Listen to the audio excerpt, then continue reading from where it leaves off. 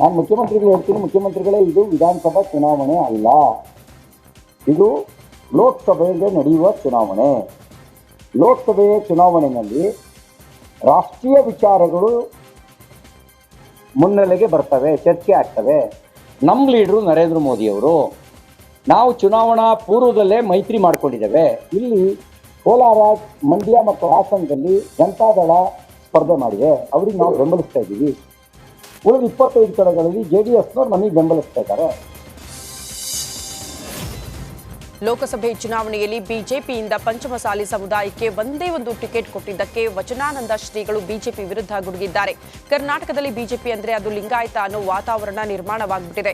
ನಮ್ಮ ಸಮಾಜ 25 ವರ್ಷಗಳಿಂದ ಬೆವರು ಹರಿಸಿದೆ, ಆದ್ರೆ ನಮ್ಮ ಸಮಾಜಕ್ಕೆ 2A ಮೀಸಲಾತಿ ಕೊಡ್ಲಿಲ್ಲ.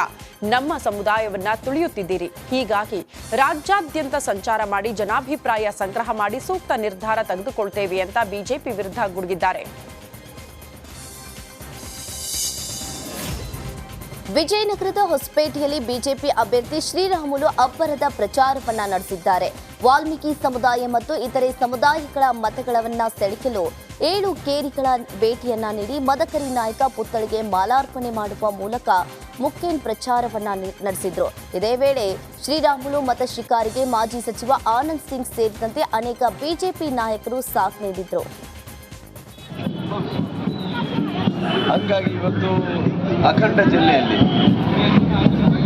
ಭಾರತೀಯ ಜನತಾ ಪಾರ್ಟಿಯ ಕಾರ್ಯಕರ್ತರು, ಕಿರಿಯರು ಎಲ್ಲರೂ ಕೂಡ ಸೇರಿ ಈ ಬಾರಿ ನರೇಂದ್ರ ಮೋದಿಜಿ ಪ್ರಧಾನಮಂತ್ರಿಗಳಾಗಬೇಕು,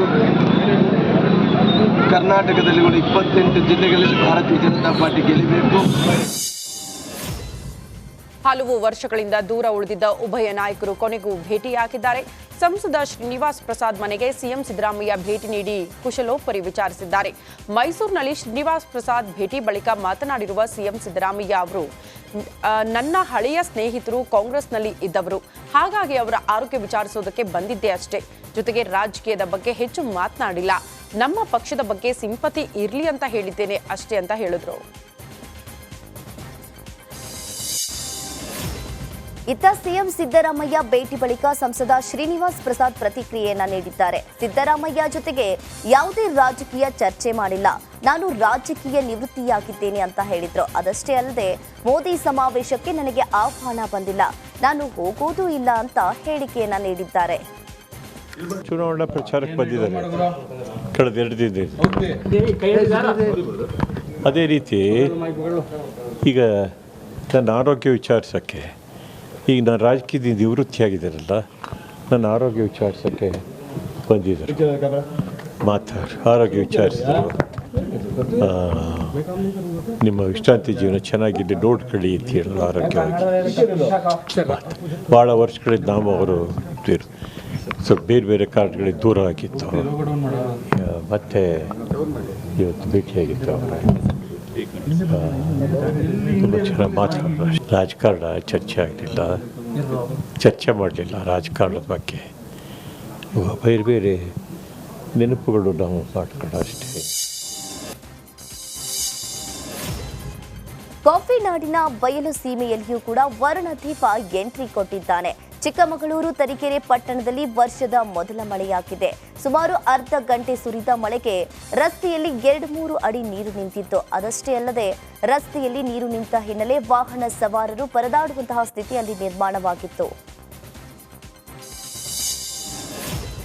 ಇನ್ನು ದಾವಣಗೆರೆಯಲ್ಲೂ ಕೂಡ ಉತ್ತಮ ಮಳೆಯಿಂದಾಗಿ ರೈತರ ಮುಖದಲ್ಲಿ ಮಂದಹಾಸ ಮೂಡಿದೆ. ಹೆಬ್ಬಾಳು, ಹುಣಸೆಕಟ್ಟೆ, ಹಾಲುವರ್ತಿ ಸೇರಿದಂತೆ ಹಲವೆಡೆ ಧಾರಾಕಾರ ಮಳೆಯಾಗಿದೆ. ಬಿಸಿಲಿನಿಂದ ಕಂಗೆಟ್ಟಿದ್ದ ಜನರಿಗೆ ವರುಣ ತಂಪೆರೆದಿದ್ದಾನೆ. ಕಳೆದ 4-5 ದಿನಗಳಿಂದ ಜಿಲ್ಲೆಯ ಹಲವು ಕಡೆಗಳಲ್ಲಿ ಮಳೆ ಬೀಳುತ್ತಿದ್ದು ಹೆಬ್ಬಾಳು ಟೋಲ್ ಬಳಿ ಇರುವ ಅಂಗಡಿಗಳಿಗೂ ನೀರು ನುಗ್ಗಿದೆ.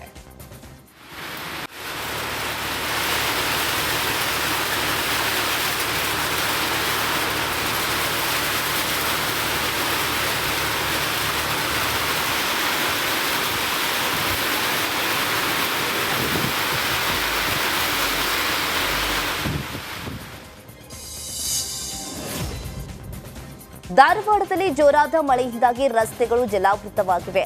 ಒಂದೆಡೆ ವಾಹನ ಸವಾರರು ವಾಹನಗಳನ್ನ ರಸ್ತೆಯಲ್ಲಿಯೇ ಬಿಟ್ಟು ಓಡಿದ್ದಾರೆ. ಇನ್ನೊಂದು ಕಡೆ ರಸ್ತೆಯಲ್ಲಿ ನೀರಿನ ಮಧ್ಯೆ ಸಿಲುಕಿದ ಕಾರನ್ನ ಹೊರತೆಗೆಯಲು ಪರದಾಟವನ್ನ ನಡೆಸಿದ್ದಾರೆ. ಇನ್ನು ಲಕ್ಕಮ್ಮನಹಳ್ಳಿಯ ಕೆಎಂಎಫ್ ಬಳಿಯ ರಸ್ತೆಯು ಸಂಪೂರ್ಣವಾಗಿ ಜಲಾವೃತವಾಗಿತ್ತು. ಕೆಲ ಕಾಲ ಜನಜೀವನ ಅಸ್ತವ್ಯಸ್ತವಾಗಿತ್ತು.